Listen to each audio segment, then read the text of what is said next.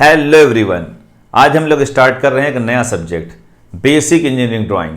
तो basic engineering drawing एक ऐसा सब्जेक्ट है कि अगर आप इंजीनियरिंग कर रहे हैं या फिर डिप्लोमा कर रहे हैं या फिर आईटीआई किसी भी ब्रांच से कर रहे हो, ये सब्जेक्ट आपको पढ़ना होता है। और ये सब्जेक्ट आपके लिए बहुत इंपॉर्टेंट है क्योंकि आप जो कुछ भी इस सब्जेक्ट में सीखते हैं उसका यूज पूरी इंजीनियरिंग में आपको करना होता है। तो हम लोग स्टार्ट करते हैं इंजीनियरिंग ड्राइंग का सबसे पहला टॉपिक ड्राइंग इंस्ट्रूमेंट। तो हमारा सबसे पहला टॉपिक है ड्राइंग इंस्ट्रूमेंट। तो यहां पर आपको ढेर सारे ड्राइंग इंस्ट्रूमेंट देखने को मिल रहे हैं, जैसे मिनी ड्राफ्टर है, सीट कंटेनर है और सेट स्क्वायर है, कंपास है और क्या है, प्रोटेक्टर है। तो अभी ये क्या है, इनके यूज क्या होंगे, हम लोग धीरे धीरे डिस्कस करेंगे। जब आप कोई ड्राइंग बनाते हैं तो उस ड्राइंग में ये ड्राइंग इंस्ट्रूमेंट क्या करते हैं कि इंपॉर्टेंट रोल प्ले करते हैं। तो जो आपने कोई भी ड्राइंग बनाई है उसकी क्वालिटी या एक्यूरेसी कैसी होगी, ये बहुत हद तक इन ड्राइंग इंस्ट्रूमेंट्स पे डिपेंड करता है।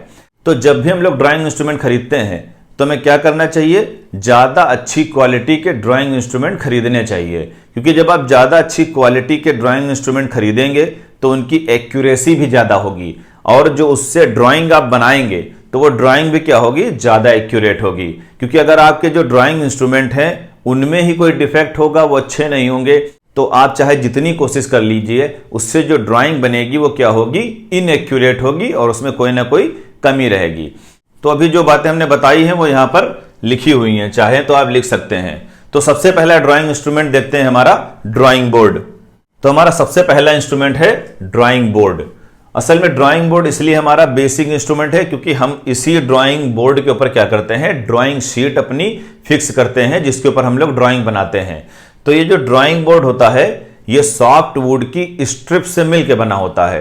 3 या 4 पतली पतली स्ट्रिप क्या किए जाती हैं, कांटेक्ट में लाई जाती हैं और उनको क्या किया जाता है, जोड़ दिया जाता है। और ऐसा एक रेक्टेंगुलर शेप का क्या करता है, हमें एक ब्लॉक दिखाई देता है, जैसे रेक्टेंगुलर शेप का दिख रहा है इस तरीके से।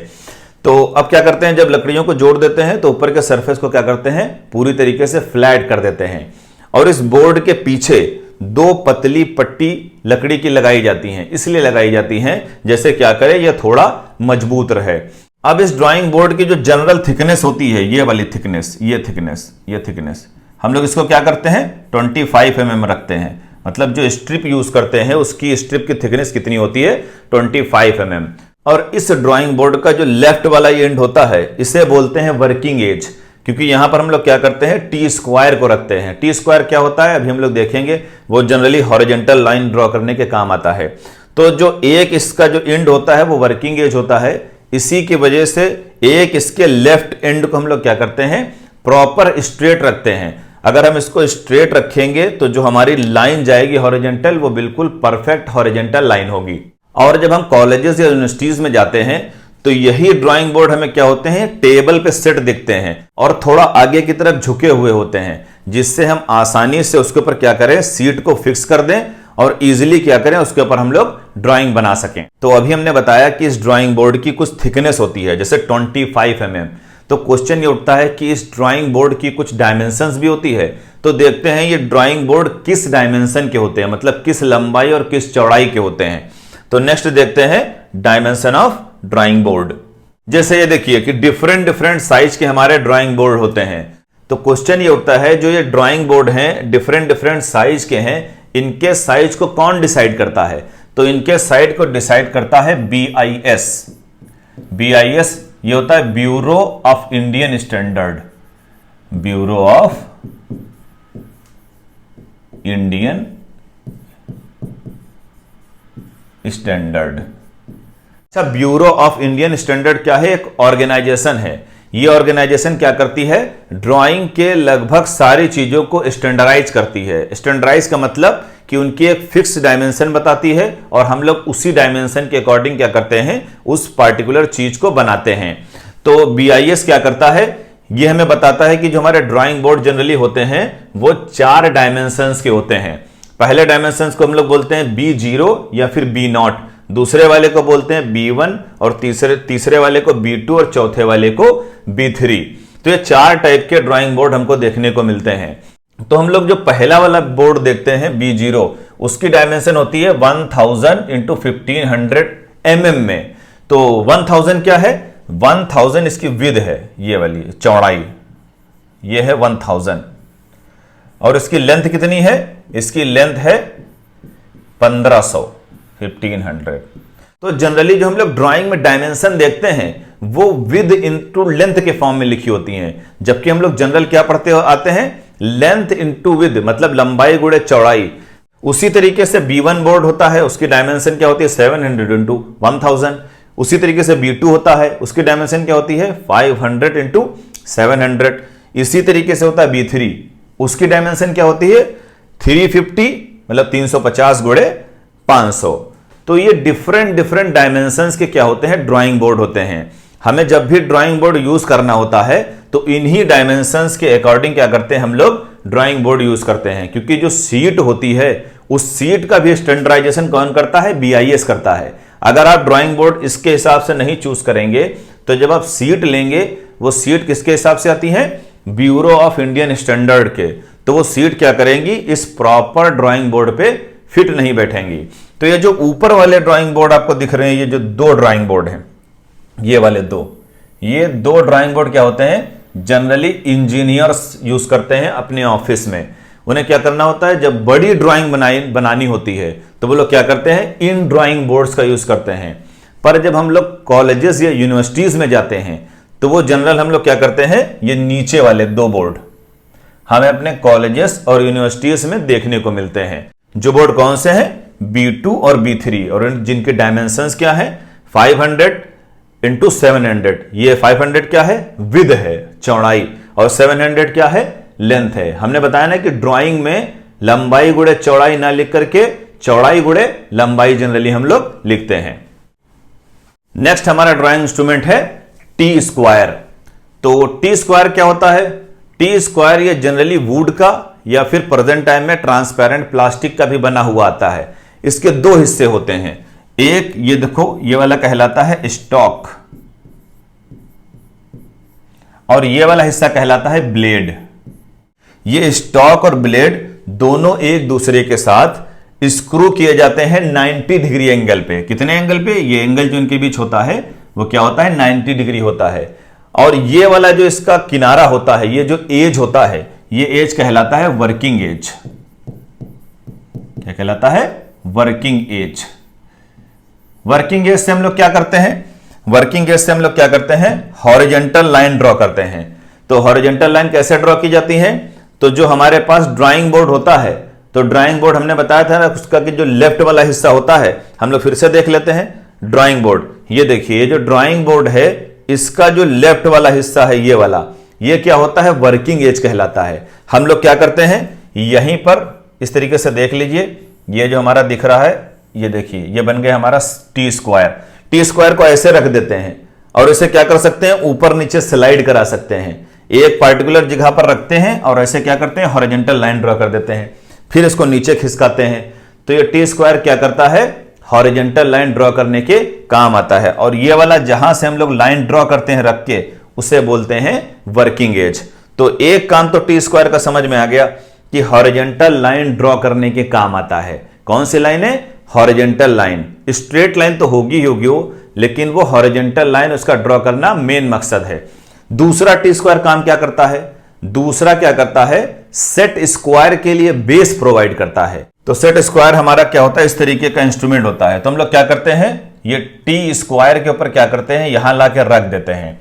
तो पहला काम हमने क्या बताया था टी स्क्वायर का, टी स्क्वायर का पहला काम है सीट के ऊपर हॉरिजॉन्टल लाइन ड्रॉ करना with the help of drawing board. जो ड्राइंग बोर्ड का लेफ्ट हैंड होता है वो वर्किंग एज होता है, उसके कॉर्नर पे रखते हैं और हॉरिजॉन्टल लाइन सीधे ड्रॉ कर देते हैं। दूसरा काम हमने टी स्क्वायर का क्या बताया, ये जो सेट स्क्वायर होता है उसके लिए बेस प्रोवाइड करता है। अब बेस प्रोवाइड कर देगा तो हम लोग क्या कर सकते हैं, ऐसे परपेंडिकुलर लाइन ड्रॉ कर सकते हैं। फिर क्या करते हैं, इसको हम लोग मूव कराते हैं, फिर एक और परपेंडिकुलर लाइन ड्रॉ करते हैं। तो ये दोनों लाइनें क्या होती हैं, जो हमारा टी स्क्वायर है उस पे अगर जो कोई लाइन ड्रॉ है तो उसके दोनों लाइनें परपेंडिकुलर हुई और ये आपस में क्या हुई, पैरेलल भी हुई। तो ये क्या करेगा, सेट स्क्वायर के लिए बेस प्रोवाइड करेगा और सेट स्क्वायर क्या करेगा, आपस में म्यूचुअली पैरेलल लाइन ड्रॉ करता चला जाएगा, जो कि क्या होंगी, जो सेट स्क्वायर पे आपने हॉरिजॉन्टल लाइन ड्रॉ की है उसके परपेंडिकुलर होंगी। नेक्स्ट ड्राइंग इंस्ट्रूमेंट देखते हैं सेट स्क्वायर्स। तो सेट स्क्वायर ये भी क्या होते हैं, या तो वो वुड के बने होते हैं या फिर ट्रांसपेरेंट प्लास्टिक के बने होते हैं। प्रेजेंट टाइम हम लोग क्या करते हैं, ट्रांसपेरेंट प्लास्टिक के बने हुए सेट स्क्वायर को ज्यादा यूज करते हैं। तो सेट स्क्वायर हमारे दो फॉर्म में आते हैं, एक हमारा 45 यानी उसके दोनों एंगल क्या होंगे, ये 45 डिग्री होंगे, ये वाला 45 डिग्री, इसे बोलते हैं हम लोग 45 डिग्री सेट स्क्वायर। एक हमारा सेट स्क्वायर आता है जिसमें एक एंगल क्या होता है 60 डिग्री होता है, ये 60 डिग्री, और एक एंगल क्या होता है 30 डिग्री। तो इस सेट स्क्वायर को हम लोग बोलते हैं 30 degree dash 60 degree set square.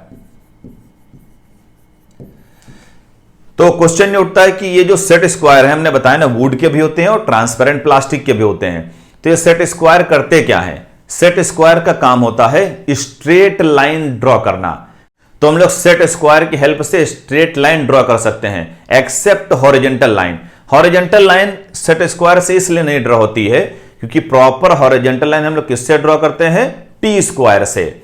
दूसरा काम क्या होता है, तो इन सेट स्क्वायर के हेल्प से हम लोग मेनली 4 एंगल ड्रॉ कर सकते हैं। एक तो 45 डिग्री का एंगल हम लोग ड्रॉ कर सकते हैं, दूसरा 30 डिग्री का, तीसरा 60 डिग्री का, और ये क्या है, एक इसका एंगल क्या होता है 90 डिग्री।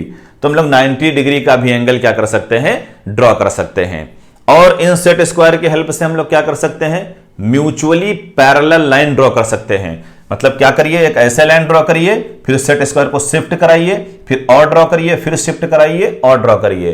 तो ये सेट स्क्वायर क्या करता है, म्यूचुअली पैरेलल लाइन ड्रॉ करने में भी हमारी क्या करता है, हेल्प करता है। नेक्स्ट ड्राइंग इंस्ट्रूमेंट है हमारा कंपास। कंपास क्या करता है, कंपास जनरली सर्कल और आर्क ड्रॉ करने के काम आता है। तो कंपास देख लीजिए हमारे पास ये सामने बना हुआ है, इसमें क्या होते हैं, 2 लेग्स होते हैं। एक ये लेग जिसमें स्टील की पिन लगी हुई होती है, और दूसरा एक अलग से लेग जिसमें क्या होता है, एक होल्डर होता है जिसमें हम लोग क्या कर सकते हैं, पेंसिल को फिक्स कर सकते हैं। और ये दोनों लेग क्या होते हैं, एक हिंज के जरिए जुड़े होते हैं। तो हिंज ज्वाइंट वो ज्वाइंट होता है जो इन दोनों लेग को आसानी से मूव करने देता है, और पार्टिकुलर पॉइंट पे जैसे हमको क्या करना है, यहां इसको फिक्स करना है, तो हम यहां क्या कर सकते हैं, इस हिंज ज्वाइंट को थोड़ा टाइट कर सकते हैं, जैसे ये दोनों लेग इसी पोजीशन पे रहेंगे, और हम लोग जितनी भी रेडियस का चाहें ऐसे सर्कल ड्रॉ कर दें, या फिर इस तरीके से एक आर्क लगाना चाहें तो हम आसानी से क्या करें, एक आर्क लगा दें। तो कंपास के हमारे 2 ही काम होते हैं, क्या करना, एक तो सर्कल ड्रॉ करना या फिर सर्कल की आर्क ड्रॉ करना। तो नेक्स्ट इंस्ट्रूमेंट है हमारा डिवाइडर। तो डिवाइडर क्या है, जब हम ज्योमेट्री बॉक्स देखते हैं तो ये डिवाइडर हमें हमेशा देखने को मिलता है, पर इसका यूज क्या है ये जनरली हम लोग कभी पता ही नहीं कर पाते हैं। तो पहले देखते हैं कि डिवाइडर में कौन से पार्ट होते हैं। तो डिवाइडर में क्या होता है, 2 लेग्स होती हैं, और उन दोनों लेग्स में क्या होता है, स्टील की पिन लगी हुई होती हैं, और वो दोनों लेग एक पार्टिकुलर पॉइंट पे हिंज ज्वाइंट से ज्वाइंट रहते हैं, जैसे वो क्या करें, आसानी से मूव कर सकें। तो यहां पर एक दूसरा टाइप के भी डिवाइडर दिख रहा है, तो ये क्या है, फिक्स है, और ये जो आर्म है हमारी क्या है, ये लेग है, ये मूवेबल है। हम लोग क्या करते हैं, जैसे ये पार्टिकुलर हमारा क्या है, एक डिवाइडर है, यहां पर कोई डायमेंशन दी हुई है, इस तरीके से कोई डायमेंशन है, ये डायमेंशन। तो हम लोग क्या करते हैं, इस डिवाइडर को लाते हैं और इस डायमेंशन पे क्या करते हैं, रखते हैं, और वहां पर क्या करते हैं, हल्का जो नॉब है उसको टाइट कर देते हैं, मतलब जो हिंज जहां पर है टाइट कर देते हैं, और इसी डायमेंशन को मान लो यहां पर ट्रांसफर करना है, तो इस तरीके से डायमेंशन को हम लोग क्या करते हैं, ट्रांसफर कर देते हैं। तो हम लोग डिवाइडर की हेल्प से आसानी से एक जगह से दूसरी जगह डायमेंशन को ट्रांसफर कर सकते हैं। तो डिवाइडर क्या करता है, डायमेंशन को मेजर करके एक प्लेस से दूसरे प्लेस पे ट्रांसफर करने के काम आता है। तो नेक्स्ट हमारा ड्राइंग इंस्ट्रूमेंट है स्केल। स्केल जनरली लकड़ी की भी बनी होती है, और ये स्टील की भी बनी होती हैं, और ट्रांसपेरेंट प्लास्टिक की भी बनी होती हैं। हम लोग इन जनरल क्या करते हैं, ट्रांसपेरेंट प्लास्टिक की स्केल ज्यादा यूज करते हैं, और ये स्केल हमें 2 फॉर्म में दिखती हैं, एक तो प्लेन स्केल और दूसरी क्या होती है, ट्रायंगुलर स्केल। तो 15 सेंटीमीटर लॉन्ग और लगभग 2 सेंटीमीटर वाइड मतलब चौड़ी, ये स्केल क्या हम लोग कॉमन यूज करते हैं। कभी कभी 30 सेंटीमीटर लॉन्ग स्केल भी हम लोग क्या करते हैं, यूज करते हैं। तो स्केल का काम क्या है, एक पार्टिकुलर डायमेंशन को मेजर करना, डायमेंशन को मेजर करने के बाद क्या करना, स्ट्रेट लाइन को ड्रॉ करना। इस तरीके से कोई भी डायमेंशन की स्ट्रेट लाइन हम लोग क्या कर सकते हैं, ड्रॉ कर सकते हैं डायमेंशंस को लेकर के। तो नेक्स्ट हमारा ड्राइंग इंस्ट्रूमेंट है प्रोट्रैक्टर। तो प्रोट्रैक्टर क्या होता है, ये भी क्या होता है, ये लकड़ी का भी बना होता है, पर प्रेजेंट टाइम हम लोग क्या करते हैं, ट्रांसपेरेंट प्लास्टिक के बने हुए प्रोट्रैक्टर्स को यूज करते हैं। ये दो फॉर्म में हमें देखने को मिलता है, एक तो सेमी सर्कल के फॉर्म में, मतलब आधा सर्कल के फॉर्म में, और एक कंप्लीट सर्कल के फॉर्म में। तो ये प्रोट्रैक्टर करता क्या है, तो प्रोट्रैक्टर की हेल्प से हम लोग क्या करते हैं, एंगल को मेजर करते हैं, फिर क्या करते हैं, उस पार्टिकुलर एंगल को ड्रॉ करते हैं। इसमें क्या होता है, इसमें अगर जो सेमी सर्कल देखें तो 0 से लेकर के 180 डिग्री तक, 0 से लेकर के 180 डिग्री तक एंगल हम लोग मेजर कर सकते हैं। और हर 10 डिवीजन के बाद, इसमें क्या होता है, डिवीजन होते हैं, अगर तुम 180 तक जाओगे तो आपको 180 डिवीजन देखने को मिलेंगे। हर 10 डिवीजन के बाद इस पे नंबरिंग होती है, मतलब जैसे 10 डिवीजन चल गया फिर लिखा होगा 10, नेक्स्ट 10 डिवीजन चल गया फिर लिखा होगा 20, ऐसे ही आपको 10 डिवीजन पे नंबर देखने को मिलेंगे। तो इधर से लेकर के 180 तक, फिर इधर से भी लेकर के 0, 10, 20 लेकर के 180 तक लिखा होता है। मतलब हम लोग जो प्रोट्रैक्टर होता है उसमें दोनों तरफ से एंगल मेजर कर सकते हैं, इधर से जाकर के भी एंगल मेजर कर सकते हैं और इधर से भी एंगल मेजर कर सकते हैं। और जो इस प्रोट्रैक्टर का एक डिवीजन होता है, यानी क्या होता है, 1 डिवीजन, 1 डिवीजन कितने एंगल के बराबर होता है, 1 डिवीजन जो होता है 1 डिग्री एंगल के बराबर होता है। तो हम लोग क्या करते हैं, इसी जो नंबरिंग है इसकी हेल्प से क्या करते हैं, एंगल मेजर करते हैं। जैसे मान लीजिए हमें 45 डिग्री का एंगल मेजर करना है, तो हम लोग इधर से क्या चलेंगे, 10, 20, 30, ये 45 यहां पर आएगा। इस तरीके से क्या करेंगे, 45 एंगल पे ये हम लोग मेजरमेंट ले लेंगे। पहले हम लोग क्या करनी पड़ेगी, एक हॉरिजॉन्टल लाइन ड्रॉ करनी पड़ेगी, ये एंगल ले लिया, ये हटा दिया, और इसको क्या किया, स्केल की हेल्प से इस तरीके से ये 45 डिग्री का क्या करेगा, एंगल बन जाएगा।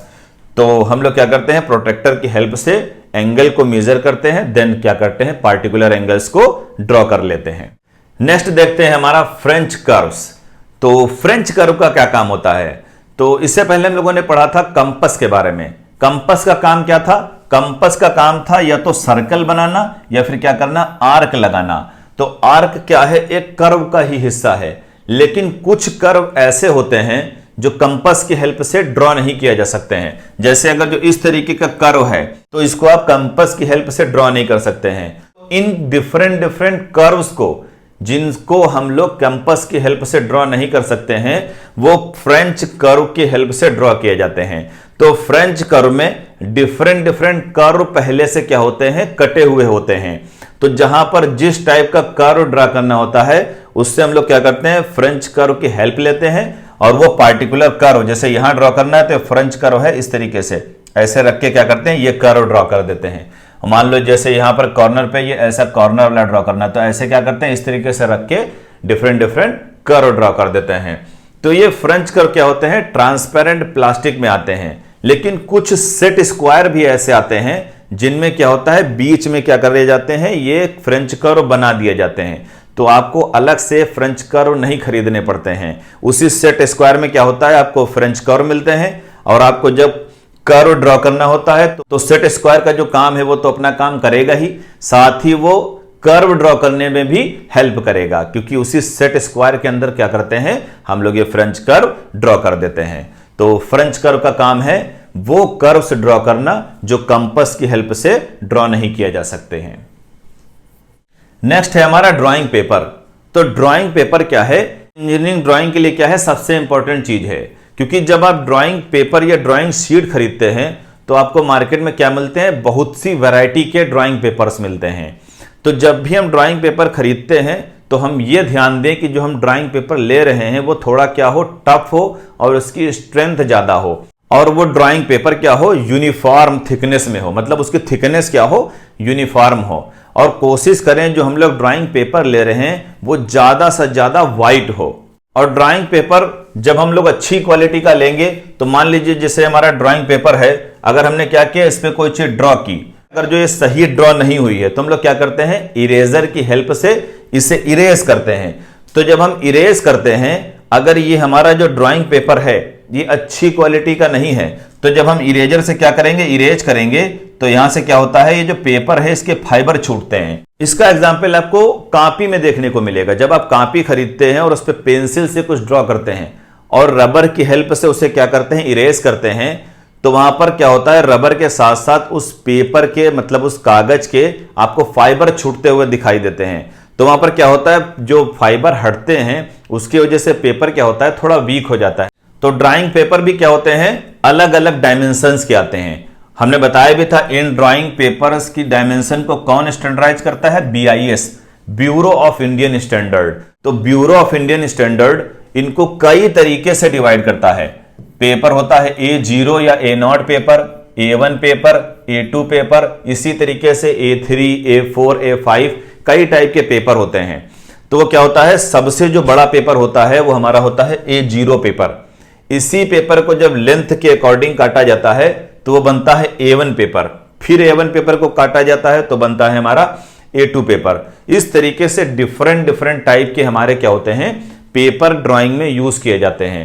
तो हम लोग ड्राइंग पेपर के बारे में एक क्या करेंगे, सेपरेट लेक्चर में डिटेल स्टडी करेंगे कि ये ड्राइंग पेपर ऐसे क्यों सिलेक्ट किए जाते हैं, और जब हम लोग कॉलेजेस या यूनिवर्सिटीज में ड्राइंग पेपर यूज करते हैं उनकी डायमेंशन क्या होती है। नेक्स्ट है हमारा ड्राइंग पेंसिल्स। तो हम लोग इंजीनियरिंग ड्राइंग में कई तरीके की पेंसिल यूज करते हैं। अगर हम इंजीनियरिंग ड्राइंग की बात को हटा दें तो हम लोग जनरली कौन सी पेंसिल यूज करते आ रहे हैं, HB।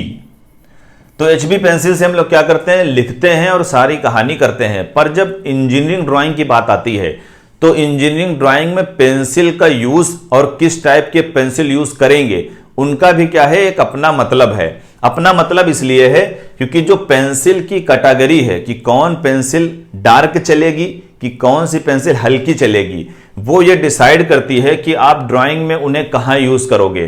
तो जो ड्राइंग पेंसिल को कैटेगराइज किया गया है वो 20 पार्ट्स में किया गया है। अगर किसी पेंसिल के अगर H नंबर लिखा हुआ है, जैसे H है, 2H है, 3H है, तो इसका मतलब है ये पेंसिल की हार्डनेस क्या है, हार्डनेस ज्यादा है। क्वेश्चन ये उठता है कि हार्डनेस ज्यादा का क्या मतलब है, कि जो हम लोग जो पेंसिल देखते हैं उसमें पेंसिल लिड, जो ये सामने ये जो हिस्सा है जो ब्लैक दिखता है वो पेंसिल लिड कहलाता है। पेंसिल लिड में जनरली दो चीजें मिली होती हैं, एक होता है ग्रेफाइट जो ब्लैक दिखता है, प्लस दूसरा होता है क्ले। क्ले होती है मिट्टी। इसमें दोनों का पोर्शन मिला होता है। अगर आप 2H, 3H, 4H ऐसे बढ़ते जाएंगे, इस तरीके से नंबर H का बढ़ाते जाएंगे, 9H तक जाएंगे, तो इसका मतलब यह है कि इस पार्टिकुलर पेंसिल में ग्रेफाइट कम है और क्ले ज्यादा है। अब क्ले जब ज्यादा होगी मतलब मिट्टी का अमाउंट ज्यादा होगा, ग्रेफाइट कम होगा, तो ये पेंसिल क्या करेंगी, बहुत ही हल्की चलेंगी। यहां दिख भी रहा है, पहले देखिए ब्लैक है और कम हुआ था, बिल्कुल हल्का हो गया। तो 9H पेंसिल क्या होती है, बहुत हल्की चलती है क्योंकि उसके अंदर जो क्ले है उसका अमाउंट ज्यादा होता है। इसी तरीके से हम देखें जो हमारी HB पेंसिल होती है उसके अंदर क्ले का अमाउंट कम होता है, ग्रेफाइट का अमाउंट ज्यादा होता है। उसी की वजह से वो क्या करती है, हल्की डार्क चलती है। तो यहां पर देखो HB के बाद जाओ तो B लिखा है, 2B लिखा है, 3B लिखा है। B का मतलब होता है ब्लैकनेस। अगर B का नंबर ज्यादा है मतलब 2B, 3B, 4B ऐसे चलते चले जाओ, इसका मतलब इसमें ब्लैकनेस ज्यादा होगी। ब्लैकनेस ज्यादा का मतलब है कि उसमें ग्रेफाइट का अमाउंट ज्यादा होगा और क्ले का अमाउंट कम होगा। तो जब आप बी वाली पेंसिल से जिनका नंबर बढ़ता जा रहा है आप उनको यूज करोगे तो वो बहुत डार्क चलेंगी, बहुत ब्लैक कलर में दिखेंगी। जो यहां F पेंसिल लिखा हुआ है इसका मतलब होता है फाइननेस। ये क्या है, हम लोग क्या करते हैं यहां से पेंसिल्स का डिवीजन करते हैं। तो हम लोग जब इंजीनियरिंग ड्राइंग स्टार्ट करते हैं तो हम लोग इंजीनियरिंग ड्राइंग H या फिर 2H से इस्तेमाल करते हैं। तो जनरली H या 2H से ही हम लोग क्या करते हैं, ड्राइंग को स्टार्ट करते हैं। फिर उसके बाद डिफरेंट पेंसिल्स को अकॉर्डिंग टू यूज क्या करते हैं, इस्तेमाल करते जाते हैं। तो हम लोग जो लेटर वाला लिखने वाला काम करते हैं, मतलब लिखने का जो काम करते हैं वो HB की हेल्प से करते हैं। कभी कभी H भी पेंसिल ले लेते हैं। नेक्स्ट है हमारा सैंड पेपर ब्लॉक। तो सैंड पेपर ब्लॉक क्या करता है, असल में इस ब्लॉक के ऊपर सैंड पेपर लगा होता है। तो सैंड पेपर की हेल्प से हम लोग क्या करते हैं, जब हमारी पेंसिल, जैसे हम लोग पेंसिल बार बार चलाते रहते हैं इस तरीके से, तो पेंसिल हमारी क्या होती है, जो हमें थिकनेस देनी चाहिए वो थिकनेस नहीं देती है, मतलब बहुत मोटी चलने लगती है, थिक चलने लगती है। तो पार्टिकुलर टाइम के बाद हमें क्या करना होता है, इसे शार्प करना होता है। तो शार्प करने के लिए हम लोग क्या करते हैं, सैंड पेपर का यूज करते हैं। उस सैंड पेपर को इस पार्टिकुलर ब्लॉक के ऊपर क्या करते हैं, फिक्स करते हैं। इस जो ब्लॉक की डायमेंशन होती है वो जनरली 150 mm लेंथ में होता है और 50 mm विद में, मतलब चौड़ाई में, और 12 mm क्या होता है, थिकनेस होती है।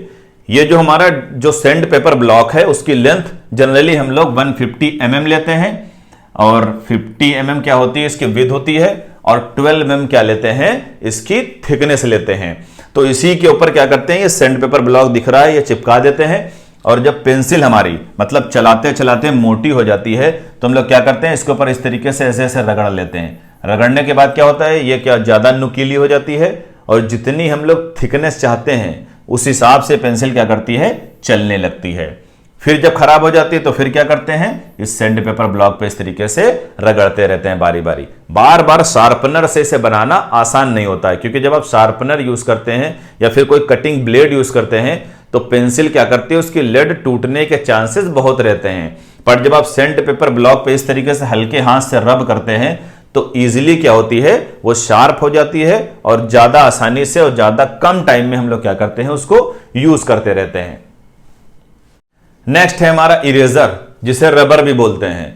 तो जनरली रबर का काम क्या होता है कि अगर हम शीट बना रहे हैं, हमने पेंसिल से कुछ भी ड्रॉ किया और वो ड्राइंग हमारी प्रॉपर नहीं है, तो हम लोग इरेजर की हेल्प से क्या करते हैं, उसको इरेज कर देते हैं। तो यहां पर हमें एक व्हाइट इरेजर दिख रही है और कुछ पेंसिल में पीछे भी क्या होती है, इरेजर दी हुई होती है। तो इरेजर का क्या होता है, एक इंपॉर्टेंट रोल होता है। तो जब भी हम लोग इरेजर खरीदते हैं तो बहुत अच्छी क्वालिटी की इरेजर खरीदते हैं। हमने बताया ना कि अगर आप इरेजर अच्छी क्वालिटी की नहीं लेंगे तो जो आप ड्रॉ करेंगे किसी शीट पे पेंसिल से, वो इंप्रेशन उसके ऊपर रह जाएगा और वो जो इरेजर है वो क्या करेगी, जो शीट है उसके फाइबर को क्या करेगी, रिमूव कर देगी। बट जब आप अच्छी क्वालिटी की इरेजर लेंगे तो बहुत आसानी से वो पार्टिकुलर इंप्रेशन जो पेंसिल ने दिया था वो हट जाएगा और पार्टिकुलर शीट से फाइबर भी रिमूव नहीं होंगे। नेक्स्ट है हमारा ड्राइंग पिन्स, क्लिप्स और अधेसिव टेप्स। तो यहां पर दिख रही है, ये हमारी ड्राइंग पिन है और ये क्या है, टेप है जनरली, जिसे अधेसिव टेप बोलते हैं, और ये क्या है, क्लिप। ये सारे जो इंस्ट्रूमेंट हैं या जो टूल हमको दिख रहे हैं, ये क्या है, शीट को फिक्स करने के काम आते हैं। हम लोग क्या करते हैं, जैसे हमारा ड्राइंग बोर्ड स्टार्टिंग में था इस तरीके से, ये ड्राइंग बोर्ड। तो ये जो ड्राइंग बोर्ड है इसके ऊपर शीट क्या कर सकते हैं हम लोग, या तो क्या करें, क्लिप यहां पर लगा दें इस तरीके से, या फिर हम लोग क्या करें, यहां पर पिन लगा दें। एक पिन यहां पर, एक पिन यहां पर और एक पिन यहां पर, एक पिन यहां पर। तो हम लोग क्या कर सकते हैं, ये पिन लगा करके इस शीट को फिक्स कर सकते हैं, या फिर क्लिप के जरिए, या फिर इन कॉर्नर पे टेप चिपका दें इस तरीके से। यहां टेप चिपका दें, ऐसे टेप चिपका दें, इस तरीके से ऐसे टेप चिपका दें। तो हम लोग क्या कर सकते हैं, तीनों की हेल्प से शीट को बोर्ड पे फिक्स करते हैं। जब हम ड्राइंग बोर्ड पढ़ा रहे थे तो हमने बताया था कि ये जो ड्राइंग बोर्ड होता है ये सॉफ्ट वुड का होता है। सॉफ्ट वुड का इसलिए होता है क्योंकि ड्राइंग बोर्ड के ऊपर जब हम लोग पिन लगाएंगे, किस लिए, इस शीट को फिक्स करने के लिए। अगर ड्राइंग बोर्ड हार्ड वुड का होगा तो उस पिन को हम लोग आसानी से फिक्स ही नहीं कर पाएंगे। इसी वजह से हम लोग क्या करते हैं, ड्राइंग बोर्ड को जनरली सॉफ्ट वुड से बनाते हैं। तो वापस लौटते हैं वहीं, ये ड्राइंग पिन का क्या है, हेड है, और ये क्या है, इसकी एक स्टील की निडल है। तो इस पिन को क्या करते हैं हम लोग, ड्राइंग शीट पे इस तरीके से प्रेस करते हैं, दबाते हैं कि ये हेड क्या करे, पूरी तरीके से कंप्लीट शीट पे बैठ जाए। क्योंकि जब शीट पे बैठ जाएगा तो शीट फिर आसानी से मूव नहीं करेगी। तो इससे आसानी से हम लोग क्या करते हैं, टेप से भी फिक्स कर सकते हैं। बट जो क्लिप्स होती हैं, क्लिप से हम लोग शीट को ज्यादा आसानी से फिक्स नहीं कर पाते हैं। इसलिए नहीं फिक्स कर पाते हैं, जैसे यहीं पर पीछे आप डायग्राम देख लीजिए, जो स्टार्टिंग में हम लोगों ने पढ़ा था इस तरीके से। अगर ये ड्राइंग बोर्ड को देखिए, आप नजर डालिए इस पे, तो ये जो शीट है वो हमारी यहीं तक है। तो हम लोग क्या कर सकते हैं, एक क्लिप यहां लगा सकते हैं और एक क्लिप यहां लगा सकते हैं। नीचे से जब हम क्लिप लगाने जाएंगे तो पता चला क्लिप यहीं तक पहुंची इस तरीके से। तो हम लोग क्लिप हर जगह यूज नहीं कर सकते हैं। क्लिप हम सिर्फ और सिर्फ तब यूज कर सकते हैं जो हमारा ड्राइंग बोर्ड है उसकी डायमेंशन और जो ड्राइंग शीट है उसकी डायमेंशन बराबर हो। अगर बराबर है पूरी शीट इस बोर्ड की तो कहीं से भी आप क्लिप लगा लीजिए, चाहे आप क्लिप यहां लगाइए चाहे यहां लगाइए। तो जो हमारी ड्राइंग क्लिप है, तो ड्राइंग क्लिप क्या होती है, कुछ सर्टेन कंडीशन में यूज की जाती है जहां पर क्या हो, ड्राइंग शीट और बोर्ड क्या हो, बराबर हो। पर ये दोनों आप हर जगह इस्तेमाल कर सकते हैं। कौन सी, ड्राइंग पिन और अधेसिव टेप आप आसानी से क्या कर सकते हैं, फिक्स कर सकते हैं। पर अधेसिव टेप के साथ एक दिक्कत यह है कि जब आप टेप को क्या करते हैं, रिमूव करते हैं, तो जो शीट होती है उसके कॉर्नर के फटने के चांसेस रहते हैं। इसी की वजह से सबसे बेहतरीन क्या है, ड्राइंग पिन। ड्राइंग पिन को आप अच्छे से लीजिए और क्या करिए, कॉर्नर्स पे चारों फिक्स कर दीजिए और अच्छे से दबा दीजिए, प्रेस कर दीजिए, जिससे शीट क्या करे, मूव ना करे और फटे ना। नेक्स्ट है हमारा डस्टर। तो क्वेश्चन ये उठता है कि डस्टर का क्या काम होता है। डस्टर के रूप में हम लोग जनरली टॉवेल को यूज करते हैं। तो जब हम लोग ड्राइंग बनाने के लिए जाते हैं तो हम लोग क्या करते हैं, इसकी हेल्प से सबसे पहले तो ड्राइंग बोर्ड को क्या करते हैं, क्लीन करते हैं, और जो हमारे ड्राइंग इंस्ट्रूमेंट होते हैं उनको अच्छे से क्लीन करते हैं। और हमें पता है कि जब हम लोग स्केल से या फिर जो मिनी ड्राफ्टर भी आगे पढ़ेंगे उससे जब हम लोग पेंसिल से बार बार ड्रॉ करते हैं तो स्केल भी क्या होती है, गंदी हो जाती है। तो अगर हम उसको डस्टर की हेल्प से अच्छे से साफ नहीं करेंगे तो जो हमारी शीट है वो शीट क्या हो जाएगी, थोड़ी देर के बाद काफी गंदी हो जाएगी। और हमारे हाथ, जब हम लोग क्या करते हैं, ड्राइंग बनाते रहते हैं, तो पेंसिल या जो ग्रेफाइट उसका होता है, लेड, वो क्या होता है, हाथ में लगता रहता है। तो उससे क्या होता है, जो शीट होती है उसके गंदे होने के चांसेस बढ़ जाते हैं। तो ये जो हमारे ये जो टॉवेल है या जो डस्टर है उसकी हेल्प से हम लोग क्या करते हैं, हाथ भी साफ कर लेते हैं और जो हमारे ड्राइंग इंस्ट्रूमेंट है उनको भी अच्छे से साफ करते रहते हैं। तो नेक्स्ट है हमारी ड्राफ्टिंग मशीन।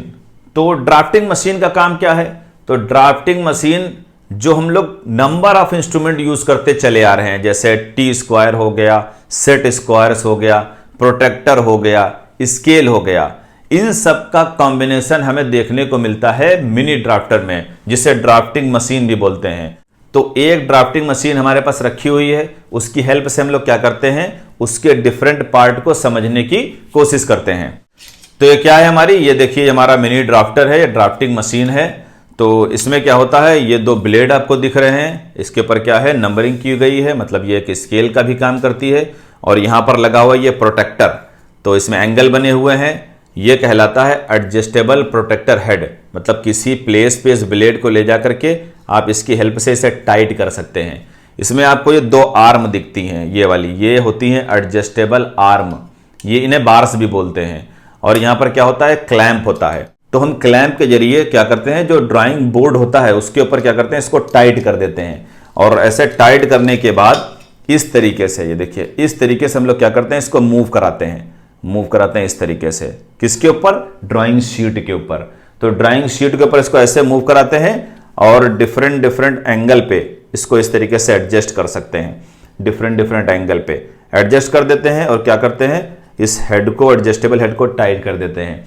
तो हम लोग क्या कर सकते हैं, ऐसे लाइन ड्रॉ करते हैं, स्ट्रेट लाइन भी, और किसी पार्टिकुलर एंगल पे भी हम लोग क्या कर सकते हैं, इसकी हेल्प से ड्रॉ कर सकते हैं। तो ये छोटा सा मिनी ड्राफ्टर कई सारे टूल को एक साथ रिप्लेस कर देता है। जैसे हमने बताया ना कि हमें सेट स्क्वायर भी लेना पड़ता था, स्केल भी, प्रोटेक्टर भी, और ढेर सारे टूल्स को क्या करता है, ये अकेला रिप्लेस कर देता है। तो यहां पर हमें एक ड्राफ्टर देखने को मिल रहा है इस तरीके से। तो यहां पर क्या है, ड्राफ्टर सेट है इस तरीके से, और ये इसके क्या है, ये ब्लेड है इस तरीके से, ये ब्लेड है। ये दोनों ब्लेड क्या होते हैं, 90 डिग्री पे होते हैं। यहां पर क्या है, प्रोटेक्टर हेड है, ठीक है, ये प्रोटेक्टर हेड कहलाता है, प्रोटेक्टर हेड। और ये हमारी शीट लगी हुई है ड्राइंग बोर्ड पे। तो हम लोग ड्राफ्टर को क्या करते हैं, ऊपर नीचे आगे पीछे ऐसे क्या करते हैं, इस तरीके से मूव कराते हैं। तो हम लोग ड्राफ्टर से वो सारे काम कर सकते हैं जो टी स्क्वायर करता था, मतलब हॉरिजॉन्टल लाइन ड्रॉ करना, और जो सेट स्क्वायर करता था, म्यूचुअली पैरेलल लाइन ड्रॉ करना या फिर स्ट्रेट लाइन ड्रॉ करना, और जो प्रोटेक्टर करता था, एंगल मेजर करना, और जो स्केल करती थी, एक स्ट्रेट लाइन किसी मेजरमेंट के साथ ड्रॉ करना। वो सारे काम हम लोग क्या कर सकते हैं, इस पार्टिकुलर ड्राफ्टर के साथ कर सकते हैं। तो ये लेक्चर बस यहीं तक, नेक्स्ट लेक्चर में मिलते हैं। Thanks for watching.